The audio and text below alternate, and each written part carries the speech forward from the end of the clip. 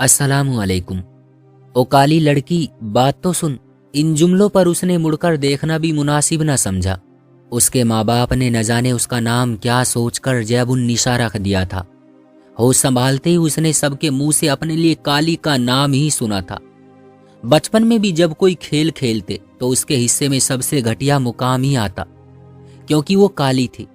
उसकी रंगत बाकी बहन भाइयों के मुकाबले में इतनी काली क्यों थी, इसका शिकवा उसने हर रात तकिए पर सर रखकर अल्लाह से किया था, मगर इसका जवाब उसको कभी ना मिला था।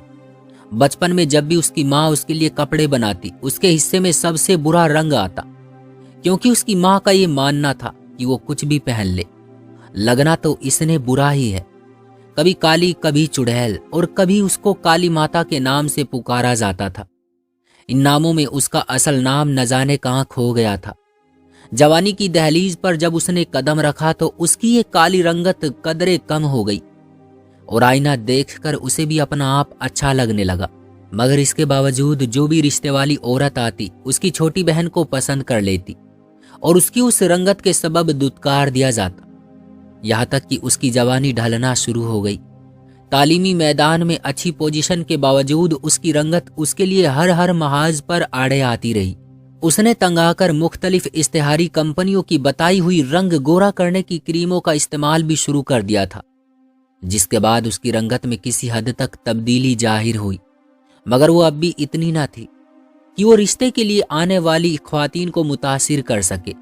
उसके माँ बाप की अनथक कोशिशों के सबब बिलाखिर उसका रिश्ता एक घर में तय हो गया। लड़का उम्र में कुछ ज्यादा था, मगर उसकी बहन ने अपने भाई के घर को बसाने के लिए एक सुलझी हुई लड़की की तलाश में उसको पसंद कर लिया। लेकिन ये बात उसकी शादी के बाद पता चली कि उसकी ननद की ख्वाहिश थी कि उसकी भाभी उससे दबी रहे, ताकि वो शादी के बाद भी भाई के घर पर अपना दबाव बरकरार रख सके। उसके शौहर ने घूंघट उठाते ही उसको नापसंद कर दिया और कह दिया कि वो नहीं चाहता कि उसके बच्चे भी उसकी तरह काले हों, इसलिए वो ऐसी काली औरत के हुकूक कभी पूरे नहीं करेगा जो उसका हक है और जिससे वो माँ बन सके। और उसके बाद उसके शौहर ने एक सफ़ेद और खूबसूरत लड़की से शादी कर ली। उसकी हैसियत उस घर में एक नौकरानी से ज़्यादा ना थी।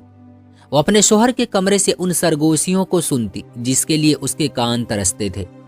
उसके शौहर की दूसरी बीवी, जो कि खूबसूरत और कम उम्र थी, उसको अब अपने शौहर की उम्र ज़्यादा और आमदनी कम लगने लगी थी, जिसके सबब घर में हर वक्त एक तनाव की कैफियत रहने लगी, जिसके नतीजे में एक दिन वो औरत उसके शौहर को छोड़कर चली गई।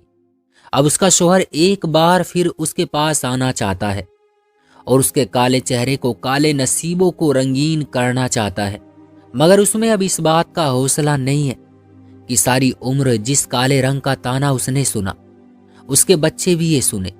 इसलिए अपने शौहर के बड़े हुए हाथ को झटक कर अपना सामान बांधने का फैसला कर लिया, ताकि दोबारा उस जैसी किसी भी लड़की को दोबारा इस इम्तिहान से ना गुजरना पड़े। दोस्तों, क्या ख्याल है आपका इस किस्से के बारे में? कमेंट बॉक्स में हमें जरूर बताइएगा। वीडियो को लाइक और चैनल को सब्सक्राइब करके बेल नोटिफिकेशन को ऑल पर सेट जरूर कर लेना, ताकि आने वाली वीडियो आपको तुरंत मिले।